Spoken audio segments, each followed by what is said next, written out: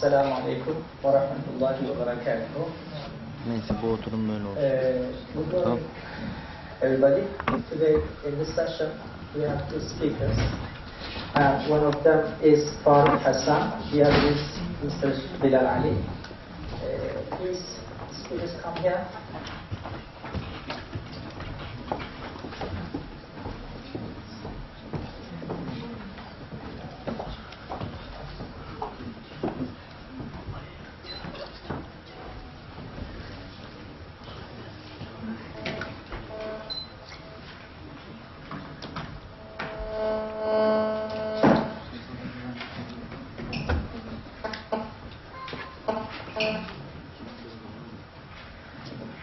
Okay. In such an hour, in the morning, in early morning, such a subject might be very hard because after the breakfast, maybe such a difficult topic may not be suitable. But I know all of the audience are rigorous to benefit from the accumulation of our speakers, and that's why the first of all we are going to listen to Mr. Farooq Hassan. During his paper he is going to give the development of maybe a kind of history of Islamic legal theory in the Indian subcontinent, with special reference to the relations with the Ottoman Empire.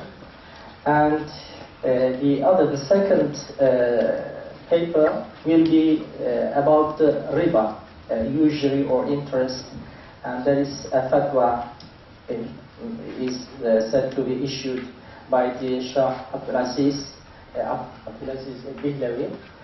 And he's going to talk about such a specific topic. And now we are going to listen to Mr. Farooq Hassan. Okay, it's yours. على نبي الكريم وعلى آله وصحبه أجمعين إلى يوم الدين. السلام عليكم ورحمة الله وبركاته. I will be presenting on the topic revisiting the works in Usul al-Fiqh produced during Indian-Ottoman relationship. As we know that Egypt and Hijaz became part of Ottoman Empire during the reign of Salim I, 9th Ottoman Sultan. Historical records show that the Mughal emperors had relations with Ottomans on multifarious ground. Diplomatic Indian-Ottoman relations provided breeding grounds for fresh ideas, free flow of information, and production of great works in Usul al-Fiqh. While analyzing the Indian Muslim contributions in Usul al-Fiqh, we come to the conclusion that a significant number of Indian scholars visited and lived in the Ottoman central lands, gained the knowledge, came back and shared this knowledge of Usul al-Fiqh with local Sharia scholars and students. My work is based on qualitative, historical, archival and descriptive research, discusses the Indian-Ottoman shared legacy of Usul al-Fiqh, and covers the period from 1526 up to 1932. Contains the author's brief treatise in chronological order. This study also explores 105 written contributions, not oral, in Persian, Urdu, but mostly in Arabic languages, of 71 Indian scholars of Usul al-Fiqh. This work on Usul al-Fiqh, produced during bilateral relations between the two empires, have not yet received the scholarly attention they deserve. I have a list of 71 scholars and the list of the 105 books of Usul al-Fiqh. I cannot read all of them. I have selected some of them. Sheikh Ilhamdad Jaunpuri Hanafi. Most of the Indian scholars that produced work in Usul al-Fiqh were Hanafi. Sheikh Ilahda Jaunpuri Hanafi died in 1517 and wrote Fusul al-Ghawashi as well as Sharh Usul al-Bazdawi. This Hashia, Fusul al-Ghawashi, this Hashia in the form of manuscript is found in many libraries, including that of Tonk, Rajasthan. Second, Sheikh Wajihuddin Gujarati died in 1590. One of the leading and great scholars. He wrote many books, including in Usul al-Fiqh, Sharh Usul al-Bazdawi, and Sharh al-Talwi, Hashia ala Sharh al-Talwi.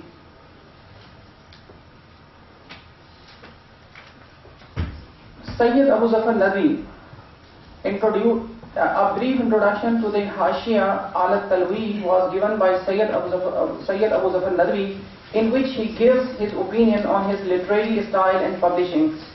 The handwritten manuscript was printed in book form after 125 years in 1708. So another, we can say, Sheikh Abdul Hakim bin Shamsuddin Hanafi died in 1656. He was a versatile writer and added many books on various subjects to the treasury of Islamic learning. Mughal Emperor Shah Jahan honored him with the position of Ra'isul Ulama, head of the religious scholars.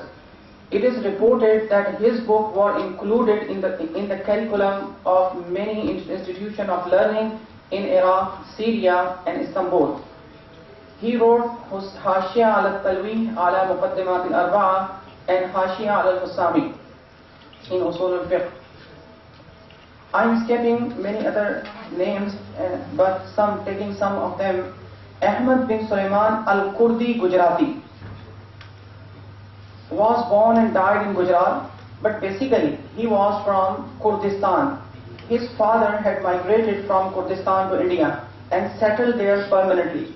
He wrote books on very high standards on many subjects. Abdul Daim bin Abdul Hayy belonged to Gwalior. During the reign of Shah Jahan, a Mughal emperor, he wrote Aslul Usul fi Usul al-Fiqh. This manuscript present in Hamdiya Library in Rampur. Sheikh Yaqub bin Hassan Kashmiri. He moved from Kashmir to Samarkand and after receiving training returned to Kashmir. He undertook journey to Makkah and Medina, Baghdad and other places for gaining knowledge. He wrote Hashia al-Talwi wa Hashia al-Tawdi. This is that Makkah and Medina was a common point. The many Indian scholars, they visited the places under Ottomans and acquired knowledge, religious knowledge and training, and they came back and shared with the local people of subcontinent. Abdullah bin Hakim bin Shamsuddin Hanafi died 1682. He wrote At-Tasrih bi Ghawamis al-Talwi and Sharh al-Tanqih, as well as many other books on different subjects. Sheikh Yaqub Abu Yusuf al-Bilani died in 1687. He wrote Sharh al-Hussami. This Sharh al-Hussami is preserved in the library of University of Punjab, Pakistan. Mullah Qutbuddin bin Abdul Halim died in 1691. Was a scholar of immense height. His ancestor went back to Hazrat Ayyub Ansari radiyallahu ta'ala an. It is reported that he wrote Hashia al-Talwi. Muhibbullah bin Abdul Shakur Bihari Hanafi died in 1707. Was appointed the Chief Justice of Lucknow and Hyderabad, Deccan during Mughal Emperor Aurangzeb Alamgir. Mullah Muhibbuddin Bihari, who had royal patronage, and he wrote Musallam al-Subut in Usul al-Fiqh. It is commented by scholars of Usul al-Fiqh that text of this book is one of the most comprehensive and difficult. It is a book with a very high rating by scholars of Fiqh and Usul al-Fiqh. Eminent scholars such as many people, they said that this is a very good and very high quality text. Another scholar from India during this period who produced knowledge and books in Usul al-Fiqh was Sheikh Ahmad bin Abu Sa'id Hanafi, known as Mullah Jivan, died in 1707. Belonged to Lucknow. He traveled to Makkah and Medina several times, performed Hajj and religious duties, and returned India. It is certain that Mughal Emperor Aurangzeb Alamgir gained religious knowledge from him. He has also great contributions in Usul al-Fiqh. For example, Fiqh and Usul al-Fiqh both in Tafsir. The very famous Tafsirat al-Ahmadiyya in Tafsir, it's a very famous book. And not only in Tafsir and other, but in Usul al-Fiqh he also contributed. It is reported that while staying in Madinatul Munawwara, on the request of few students, he wrote Noorul Anwar Sharh al-Manar in Usul al-Fiqh in a short period of 2 months.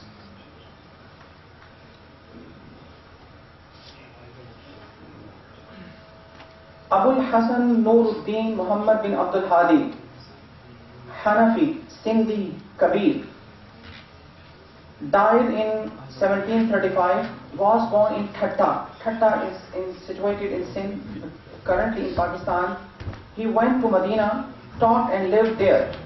He is buried in Jannatul Baqi and wrote many books like Hashia, many books other than Usul al-Fiqh also, as Hashia ala Saha Sitta in all books. And also in Usul al-Fiqh he wrote Hashia ala Sharh Jam'ul Jawami. Nuruddin Ahmad bin Muhammad Saleh Ahmad, he wrote Hashia ala Talwih. Now let's move to another one. Nizamuddin bin Qutbuddin bin Abdul Halim Ansari, died 1747 AD. That he wrote many books, including the one Al-Aqwal, Sharh Musallam al-Subut, and another Sharh al-Tawil, Sharh Musallam al-Subut. One was the longer as compared to other one. And other one, the third one is Manarul Anwar, Sharh al-Tahrir min fi Usul al-Fiqh. Other than it, he wrote Sharh al-Manazariya. Raja Mansur bin Ismail Hassan Puri wrote a book, Al-Manaziriya. This is the commentary and sharh of this book. Then let's move to another scholar, Shah Waliullah Ahmad bin Abdul Rahim Dahlvi. Much has been spoken about him. Yes, I do not want to repeat, but just I'm telling you a few one and two things related to him.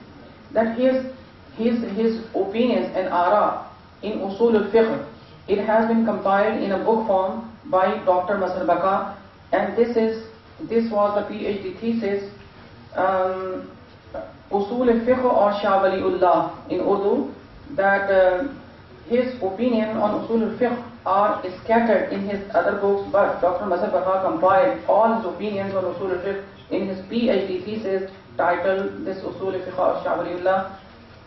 Dr. Masar Baka was awarded a doctorate degree by University of Karachi on his work. And we can say, last time we talked about here that Al-Insaf fi Bayan Sabab al-Ikhtilaf, about Iqdul Jeed. Both books can be quoted and can be taken many things for related to Usul al-Fiqh, about Ijtihad and Taqleed also. Sheikh Abdul Hassan bin Muhammad Sadiq Sindhi Saghir. This is also from Sindh, basically born in Sindh and died in Madinatul Munawwara, because he migrated to Medina and acquired religious knowledge and training from great scholars and wrote Jami'ul Usul. Qazi Abdul Nabi bin Abdul Rasul Ahmad Nabil, died 1731, wrote Hashia al-Qusami. And the one thing is common in all scholars, most of the and majority of the Indian scholars, religious scholars, ulama, they visited Makkah and Medina.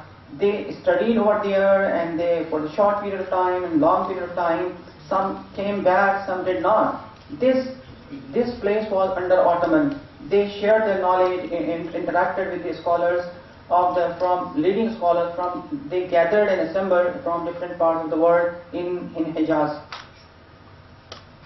Qazi, another scholar, we can say Sheikh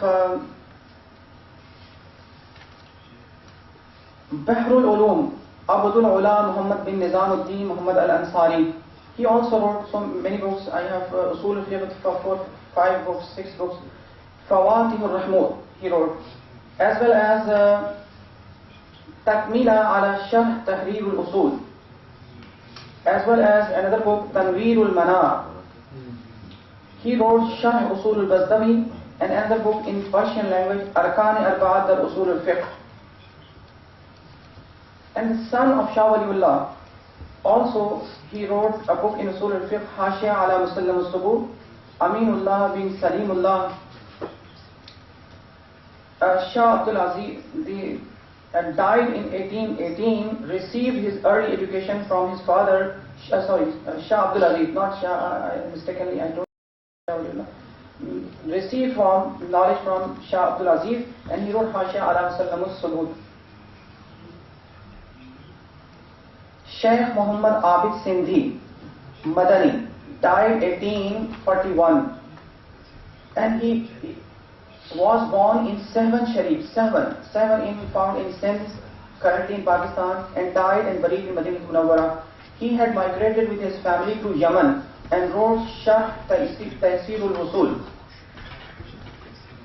Aminullah bin Ahmad Lakhani, Hanafi, died 1837. He wrote Hashia al-Tawdi, Hashia al-Tarwi, Hashia ala Sharh Musallam al-Subut. Habibullah Kakar, another scholar, died 1848, and it is reported that he was born in Kandahar, Afghanistan, and traveled many times to Hindustan and for study, and studied and benefited from great scholars of India. It is narrated that he wrote 30 books in Arabic and Persian languages, and Mughtanimul Husul fi Ilm al-Usul, he wrote this one, and this book can be found in many libraries, such as in Islamia Library, Peshawar, Pakistan. Fida Muhammad the one student focused on chapter Al-Qiyas of Al-Mughtanim, and completed his research and was awarded PhD degree from Sindh University in Pakistan.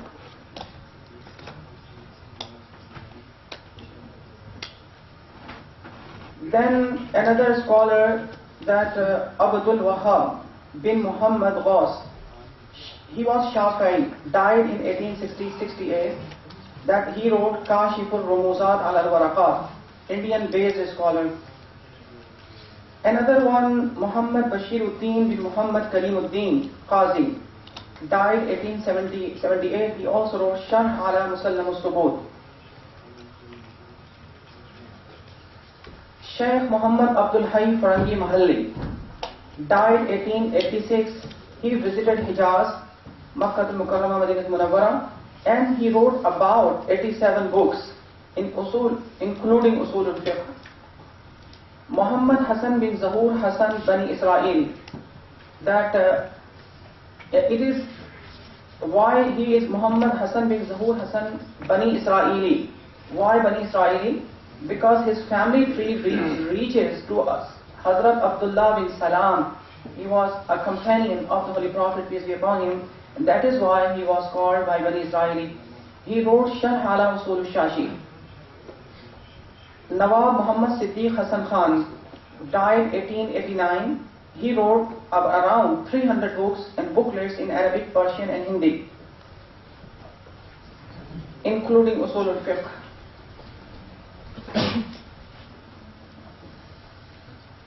Abdul Haq bin Muhammad Amir Dehlvi Hanafi, died 1915, was born in Ambala, Punjab, and he wrote An-Nami Sharh al-Hussami fi Usul al-Fiqh.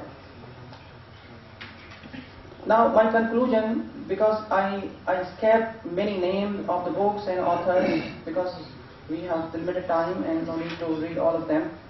Just now, this is a conclusion. Mughal rulers had diplomatic, trade and academic relations with Ottomans. Indian Muslims also had close relations with Turks at different levels because communal openness prevailed in both the societies. Hijaz was a common meeting point for the religious scholars under Ottoman and Mughals. This work indicates that 71 ulama, religious scholars, produced more than 100 books in Usul al-Fiqh. Most of them often journeyed in search of knowledge to Hijaz under Ottoman for Hajj, Umrah, and some stayed over there permanently, some for short and long periods of time. They acquired knowledge, exchanged the ideas with native and international scholars that were based on a set of important shared religious ideological roots. On return, they shared their knowledge, experiences with the students, people and scholars of the subcontinent. Ulama of subcontinent also benefited from the libraries established by Ottomans, especially in Hijaz. Indian Muslim scholars mostly concentrated on writing shurur, hawashi, ta'liqat, etc. on the recognized and prescribed books in Usul al-Fiqh such as At-Talwi, Al-Husami, etc. There are many commonalities between Mughal Ottoman societies, such as Mughal and Ottoman emperors were both lovers of knowledge, more or less, took interest especially in fiqh and usul al-fiqh, and appreciated juristic diversity, but Hanafi school of thoughts were dominant for many reasons, which is evident from the works of Al-Mujalla Al-Ahkam Al-Adaliyya, the Ottoman court Mujalla Manual Hanafi, and Fatawa Alamgir, also based on Hanafi fiqh. Sharia courts prevailed and existed in both systems. Post of Qazi and Sadr and Qadi and Qadi, this kind of the vocabulary used in both in Mughal Ottoman administration. King Sultan and Qazi worked in the unison as they depended on one another for implementation of Islamic law. Like other sciences of religion, collaborative work produced by scholars of Mughal Ottoman periods in Usul al-Fiqh need to be re-investigated for productive present and future relation between Turks and Muslims of subcontinent. Thank you so much.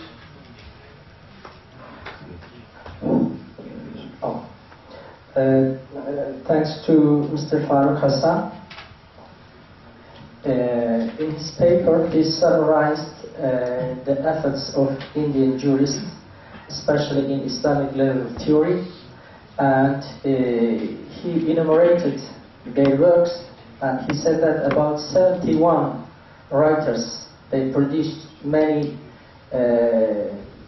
works on the Usul al-Fiqh, Islamic legal theory. Through his enumerating the titles of the works, we find out that most of them are hashias. It's a normal thing because this period all over the Islamic world, it is a period of the hashias, supra commentaries on the previous studies.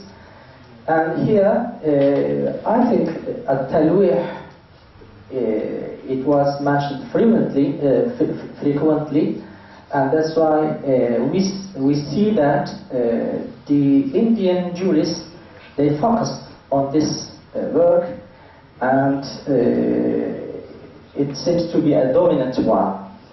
And as to the source of knowledge, especially, we find they have very strong links with the Hijaz, because Hijaz in those days, it constitutes a common denominator of the Islamic world, and that place was a gathering place for the Muslim ulamas from different places, from the Ottoman lands and from the other countries, and that's why they share the same accumulation.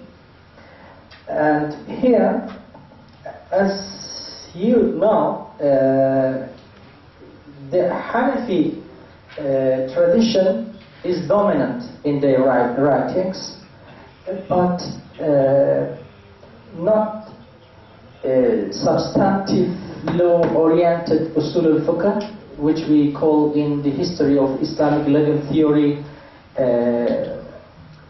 usul ala tariqat al-fuqaha, because in this period we find the manzuj, the hybrid style of the writing on usul al-fiqh, and we call in Arabic manzuj ala tariqat al-mamzuj. And most of the studies they seem to be written in this style. We find out that there is a huge bulk of the scholarship on Islamic legal theory in this period, about 4 centuries. Thanks again to Mr. Farooq Hassan.